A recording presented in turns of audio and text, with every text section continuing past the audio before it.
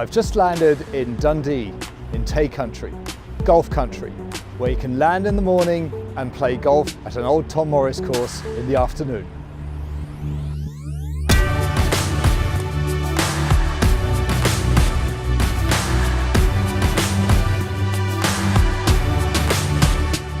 Tay Country has all the classic courses that you may well be familiar with, but once you step off the beaten track, fortune favours the brave.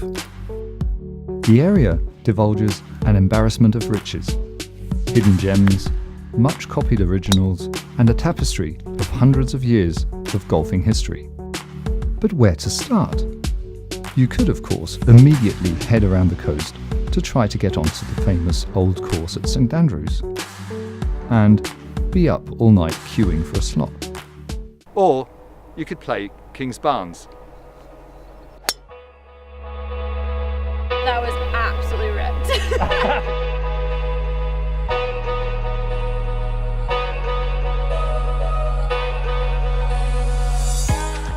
I am joined by pro Rachel McQueen to play what is her absolute favourite course, and to pick up some handy tips on how to conquer the phenomenal back nine.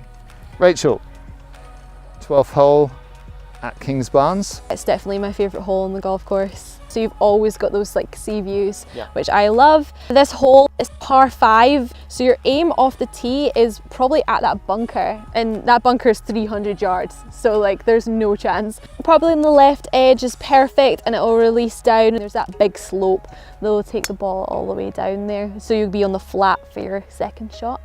Hopefully. Hopefully. I have no doubts. There you go. After your second shot, you need to find yourself just in front of the last bunker, on the right, to open up the huge and undulating green.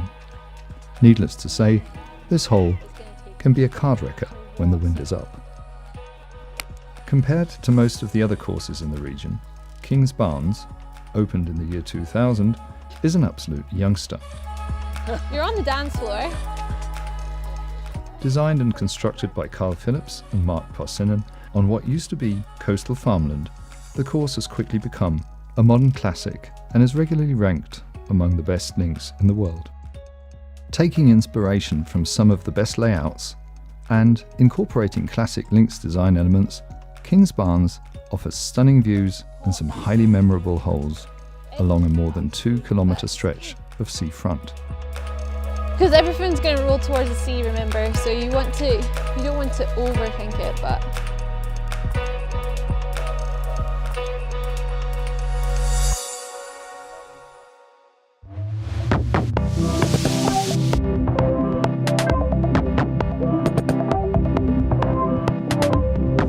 there's a bunker on the left side of the 15th green, and that's where you should aim your tee shot on this tough par 3. From the tips, the hole measures more than 200 yards, and any ball not perfectly struck has a good chance of finding a resting place among the many others that are regularly hit onto the rocky beach to the right. That was lovely. Depending on pin position and wind, this hole will demand anything from a mid-iron to a fairway wood. I can't believe it.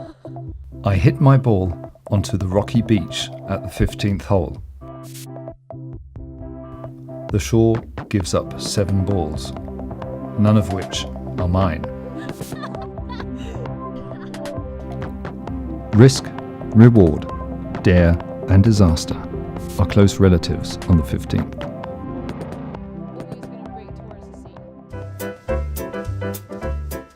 Visible from the course, Kingsbarns has some of the most beautiful family beaches. It's here you'll find the Cheesy Toast Shack with Kate and Sam, who are on a mission to bring you the most satisfying congregation of cheese and flavour known to mankind.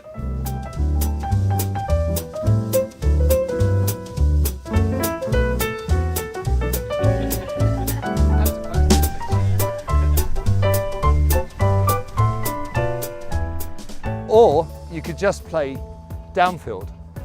Just play Downfield. It's good advice.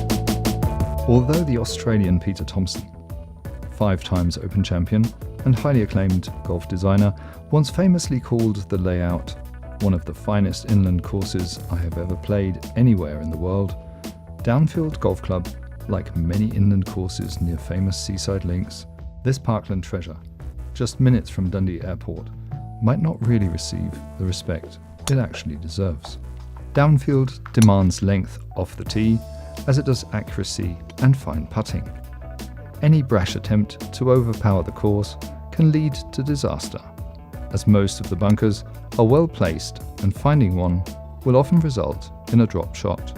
The Friendly Club welcomes its visitors in a spacious clubhouse, and the current professional Barry Smith offers a wide array of golfing goods in his well-stocked shop. So if the coastal links have given you a hard time in the wind, you might want to visit Downfield and enjoy some of the best parkland golf in Scotland. But don't underestimate the place. Some of the holes are really quite tricky. First hole is a par 4. It's 440 yards. It's a little dog leg left to right. There's 3 bunkers down the right and 1 down the left. The line off the first tee is probably on the bunker down the left with a little fade, and try and use an actual left to right golf shot around the corner slightly.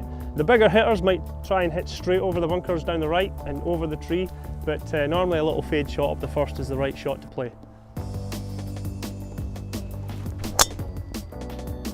Awesome. That's fine, that's okay, absolutely fine. Awesome. There you Ah, go. good shot. Carry, go. Carry. Carry. Stop. Oh, stop, yeah, Stop. Get down, Zachary, get down. No pressure. Did I tell you we're playing against each other? That's, that doesn't help things. Whoa! There you go, ripped. When the pin's middle pin, so I think you've got a couple of 100 yards into a wind. Bunker left, bunker right. It's a wide green, so it's a relatively wide target. If you can get it up around the green and hope to try and chip and putt, that'd be a good move. Well played. It's good.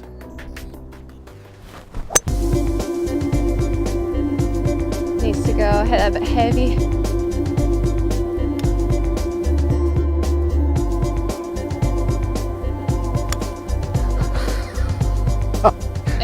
In the end, it's not going to be bad, but It did quite lift, but no, it didn't quite lift. I mean, it finished.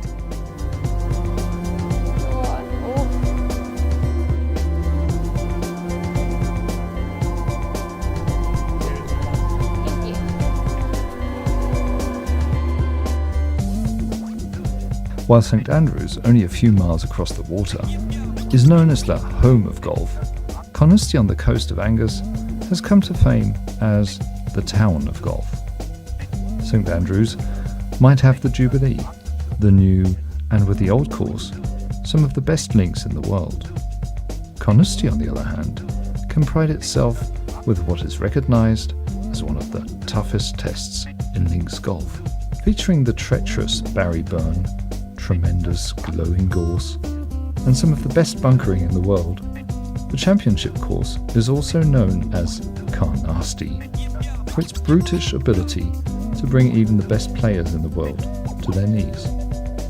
Difficult it might be in good conditions, but when the wind is up, and the wind's up a lot around here, the layout can turn into a fully grown, nearly unplayable monster. Well done. Good luck. Thank you very much as well. Its grounds are steeped in golfing history. Super. There is Hogan's Alley, the famous par 5 where the wee Iceman drove his way into the hearts of Scottish golfing aficionados during the 1953 Open. Legend goes that in the morning round of the third round, he hit his drive right between the bunker and out of bounds. So where you are now? Pretty much where I am now, so we'll call it Tatey's Alley from now on. All right. And in the afternoon, he hit his drive straight down Hogan's Alley again, and legend has it his ball landed on top of the divot that he played his shot from the morning. Now, everybody tells that story, and that's why the locals call it Hogan's Alley. They love it for that. Great story, isn't it? Ah, it's great. The Spectacles is another great par 5. The 14th is quite an adventure. Often played into the wind, this hole demands a brilliant tee shot to avoid the treacherous bunkers placed in the landing zone. Any ball that doesn't find a good position in the fairway will bring the famous spectacle bunkers into play on your second shot. But even if you do manage to stay out of trouble on the way, your approach into the huge shared green will be a magnificent test of short iron play. It is likely that the 14th will leave you stunned and hurt, but Carnoustie does not loosen its grip after that. The finishing stretch of holes is one of the best in the world. You might remember a certain French gentleman called Jean van der Velde, who, while comfortably leading that year's Open, found himself bullied out of contention in 1999. And you've got your work cut out now, Mark. Let's go and make some history. Never crossed my mind he was going to clatter into the grandstand and bounce backwards, and then goes back into the hay behind, which is extraordinary. Well, Sean, you've still got a bit of work to do here, sunshine. It is not one I would like at all. It's steep down the bottom here, and he can get at it just, but he's got to go over the burn. His golfing brain stopped about 10 minutes ago, I think.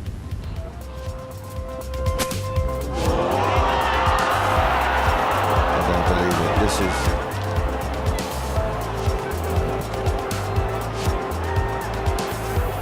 Oh dear, this is so sad and so unnecessary. Oh, Jean. What are you doing? What on earth are you doing? No, Jean, please, would somebody kindly go and stop him? Give him a large brandy and mop him down. Now, I don't know. Many of us have tried these kind of shots, but he's going to sink deeper and deeper. It's all silty down here, and I don't think he's going to last very long. No, this really is beyond a joke now. He's gone gaga, because this is quite... I've never seen anything like it before, and to attempt to hit the ball out of there is pure madness. He's thinking about it, but this is horrendous stuff, Alex. I just don't understand what on earth he was thinking about. Van der Velde-esque. I feel Van der Velde-esque.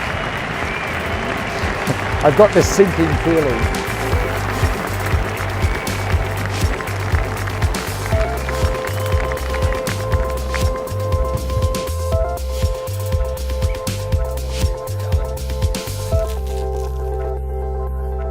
Though this wonderful place might not be on your list of must-play courses, you might want to rethink your planning, because if you don't play Elie Golf Club, you will miss something really special. The club was formed in 1894, and the good members called on the one and only Tom Morris to design their original 9-hole layout. Proving their ongoing excellent taste in architects, they later asked James Braid to plan the second 9 in 1934. Just a few miles' drive from Dundee Airport, the tree-lined course meanders over beautiful, tranquil heathland and has some wonderful features, proving that this hidden gem is well worth a visit.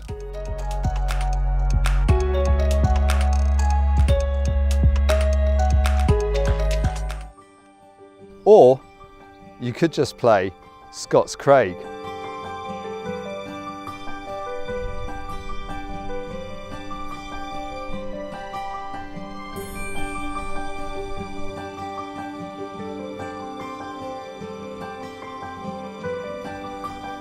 Not exactly what you would call a true links course. Scots Craig, just across the water from Dundee, is still a classic and stern test of golf. Fast-running greens, firm but springy ground, and James Braid's straightforward redesign from 1923 make the trip to Tayport unmissable. The course has a number of very memorable and exciting holes, but its best might well be the signature par 4 fourth. After a long drive into the fairway, you will need a precise second shot over a valley to a raised green that drops away on all sides. A 4 on the much copied 4 of Scots Craig. Good evening.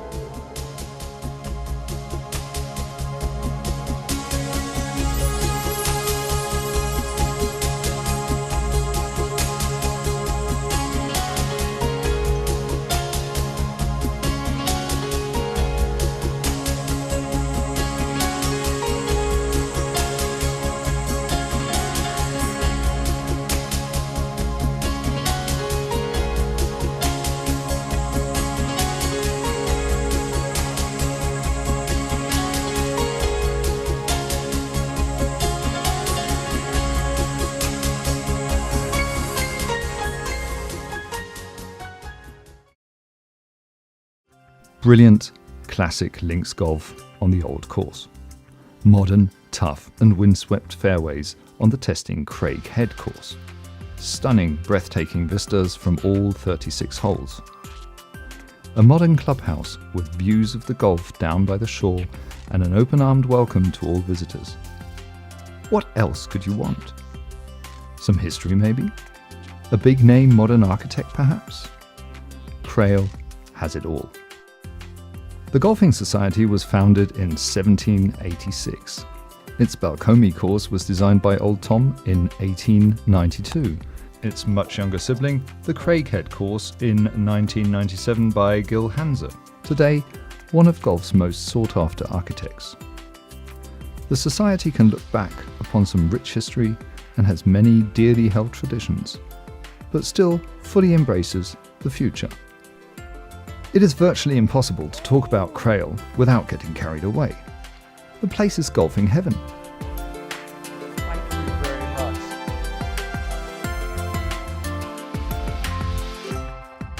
Our connection to the growth of the game is quite allied closely to the caddies and the club makers up in St Andrews. So the most pivotal person, or a couple of the most pivotal people in the game of golf, Alan Robertson and Old Tom Morris. Well, the Society's oldest medal, the Lindsay Medal, is, as far as we know, the only trophy that Alan Robertson ever won. It was donated as an open competition, which meant that anybody, including crack golfers, the professional golfers of their day, they were able to play in it. Alan Robertson came down from St Andrews and won it in 1855. The next year, the club changed the rules and made it a closed competition. No surprise there. And then Alan Robertson died shortly after that. Was that feathery ball still?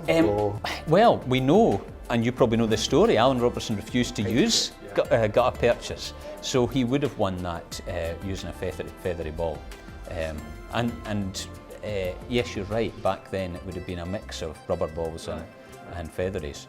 But he was obviously a very talented guy. Absolutely. The other connection we have with the growth of the game is through Old Tom Morris, because when the club eventually started using stroke play to measure success in the game, of course they started to have a standardised course. Leading designer of his age, Old Tom Morris, came down, charged his guinea, as he did, plus expenses, for officially laying out Balcomie. And he came in 1895 to officially open the course, and the club that we have, that he used to officially drive in the course, is at the end of the trophy cabinet if we go down there and have a look. So Mark, you're very, very lucky, you're very privileged. We rarely bring these clubs out of the cabinet because they're very valuable for obvious reasons. I'm going to bring out the top club here, which you'll see has a silver band on it. You'll also see the grip is pristine. In fact, the whole club is pristine with the original whipping on it, the original cow horn, sole plate. That's because it was only ever used probably to hit the one shot, the opening shot. So made by the hands of Old Tom Morris himself, and very few people have touched it since Old Tom himself drove in. So have a wee look at that. And look, it's fantastic. you are of course a very similar height, and you have a similar sort of beard to the man. Was Tom Morris he long? Was he a good sized guy, yeah. Really? And because it's a long club, but then again, I trust they had a flatter swiping swing. Well, right? What I do know about hickory. This is great. I love this. What I do know about Thank you very hickory clubs much. is you have to have Fantastic. a very slow flat takeaway to take away the whip out of the club. Because That's right. Yes. well, that was a very special moment. Thank you very much.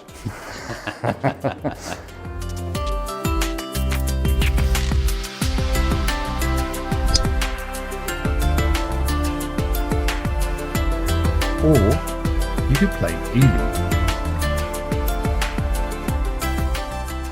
I am joined by Hamish Galloway, the club's handicap secretary, to get the inside knowledge on the course. It's a beautiful shot.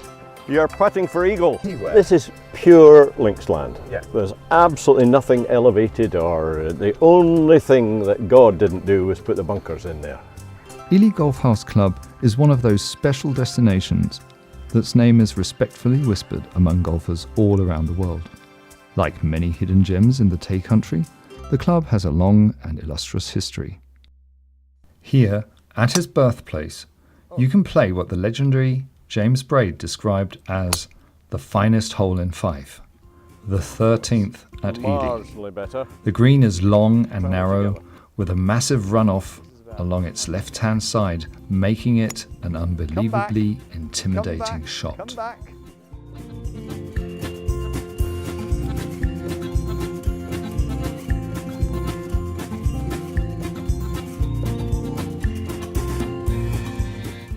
Elie has some truly special holes, and some that you could probably play forever without even risking boredom. There are blind tee shots, hidden bunkers, and quirky approaches. The greens are tricky and many slope towards the sea. Most have subtle breaks, and playing them for the first time, you will likely end up with the occasional 3-putt. Sweet, sweet. Well played. Time you tested out our bunkers are absolutely wonderful. Now, did you sneak past here? This is the question. Oh, welcome to Seaside Golf. Beautifully played. Now, if you make a 4 at this hole, you'll remember it all your life. Get on with the real business of life, which is to play more golf. Well, not more than two rounds a day. I think there was was it Marden who said, "Don't overdo it with your golf. 2 rounds a day is enough." I was going, "Wow, that's brilliant." Right. Well played, sir. Well played. Good fun. Thank you very much. Good fun. A stone's throw away, sitting on the cusp of the bay, is the very inviting Ship Inn. Head chef Mark Vona talks me through his ethos. We use all fresh ingredients. We get daily fresh deliveries. We don't use any frozen products. We're trying to do most things in-house as much as we can. I try to stay as Scottish as I can, as seasonal as I can. As I said, all our meats gets hung for 28 days, like our beef gets hung especially for 28 days until now we get the beast in, we butcher it down. Our local estate is shooting our venison. He hangs it for us, he skins it, and then I bring it in and butcher the whole thing down, break it down into his parts. So you get the whole? I get the whole. Same as with pigs, local pigs we get from the owners of their little farmstead. We're also getting local pheasants, partridge, grouse, local lobsters, local cod. Lobsters is great here, isn't it? It's huge, as well as the crab and the clams. I try to stay as Scottish as I can, as seasonal as I can. We get a lot of golfers in here for a quick meal, who from a quick meal turns into a long sitting lunch. Because we have a beer garden, after a long day of golfing, they can sit outside, have a couple of burgers or fish and chips, have their beers, relax. You've got rooms next door too. We got rooms as well, 6 rooms. Or you could play Monifieth. Leaving Carnoustie on your way to Dundee, you will soon arrive in the small town of Monifieth, home to the 2 courses of the Monifieth Golf Links. The longer medal course was laid out by Alan Robertson and Alexander Prairie in 1845, while most reviewers will mention the long and demanding par 4s along the railroad tracks that have the potential to wreck your card from the very beginning. We find some of the par 3 holes on these relatively flat, narrow links highly enjoyable. When we were there, on a bright and warm morning, homegrown club professional Lee Stanton was kind enough to show us around. The shortest par 3 on the course, you can hit anything from a 9-iron or a wedge when it's downwind, and anything from a rescue club, even sometimes a 3-wood into the wind. A very tough hole with the gorse around it, because even if it doesn't really come into play or doesn't seem to come into play, it's so close and it's so there. And it's distracting, it's intimidating, isn't it? Yeah. Right. There's also a very narrow landing entrance to this green, because you've got a bunker hidden behind that wee dune on the left hand side, and then there's one on the right as well. So when it is downwind and you've got to land the ball short, you've only got a gap of about 15 yards to land the ball to let it release up the green.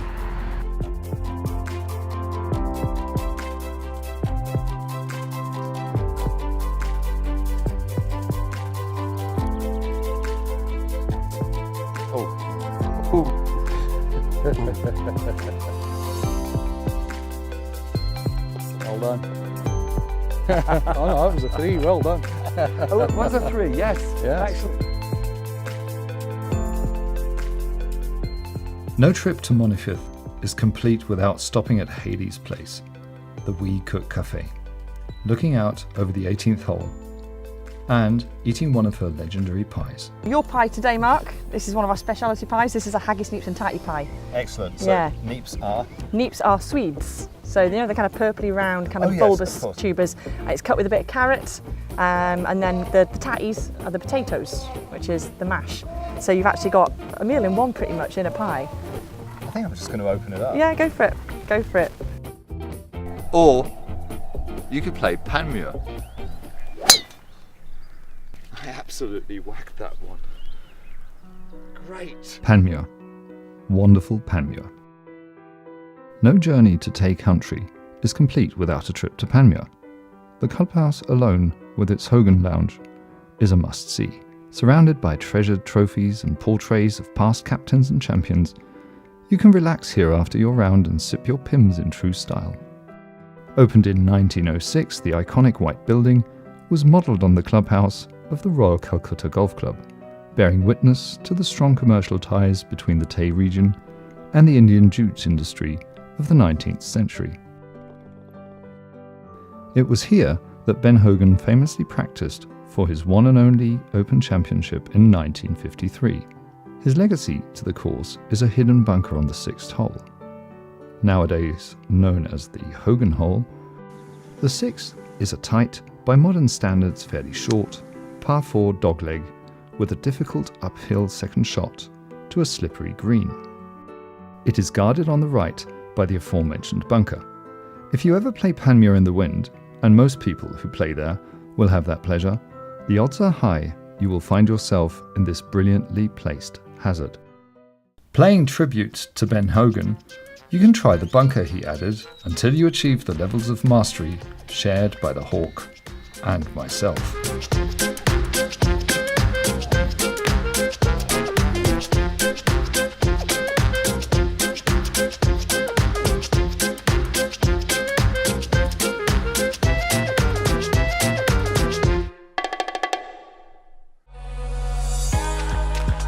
Or you could play Montrose. There is written proof that golf has been played on the shores of Montrose since 1562. The undulating links run through wonderful coastal dunes, most fairways are lined with massive gorse bushes. Many a tee box offers great views of the nearby North Sea that with every winter storm threatens to eat away at these beautiful playing grounds. The course is full of stunning and sometimes quirky holes. The ground here runs fast. Natural bumps, hollows and the gorse are major design features. My guide on my Montrose adventure is Dennis Rice, the spirit and beating heart of all that is good about the game. Born and raised on Montrose links, Dennis is always ready with help and advice on how I can improve my game. Terrible! You are awful, Mark. 3rd time lucky. The professionals say putt for dough, Mark. You're in the poorhouse. He hasn't really read the hills, has he? Oh, Mark! You can probably play this hole for 50 years without knowing what to do. Climate change and the winter storms have had an immense impact upon the historic links. Massive changes to some fairways and the relocation of tee boxes have been necessary. The course is in permanent evolution and nature itself is still working as its architect. It's sad, worrying.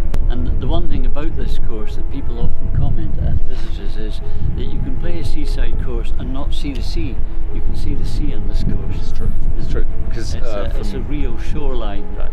I've had an American visitor from New York, and he just couldn't. He was lost for words. He looked and he said, "The ocean." It was wonderful.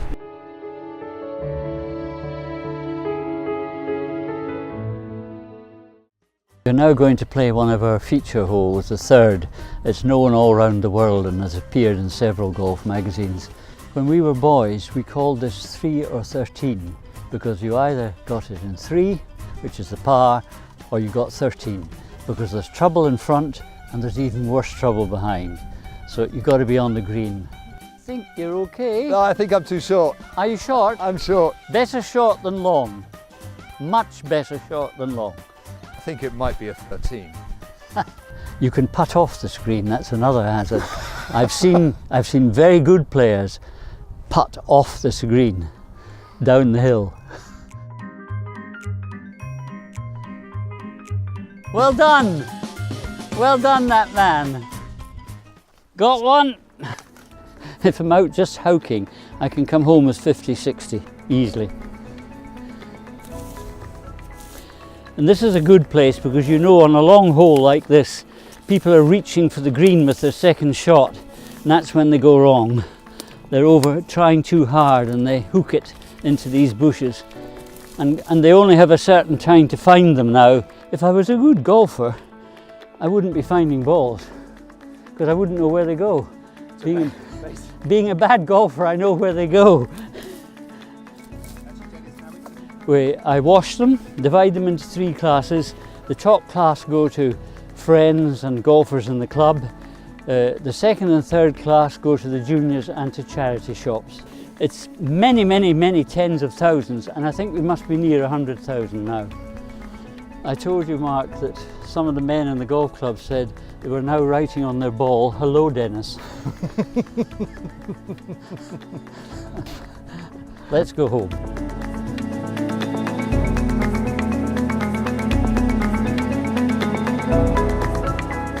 If heaven is no better than this, it will be good enough for me, Dennis said, and I cannot help but agree.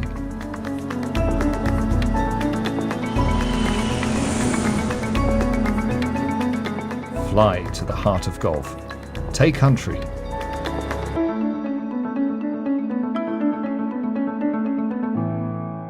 And he said he was a boy, he came to Montrose on holiday and he got a 3 at that hole. And he's been playing golf ever since.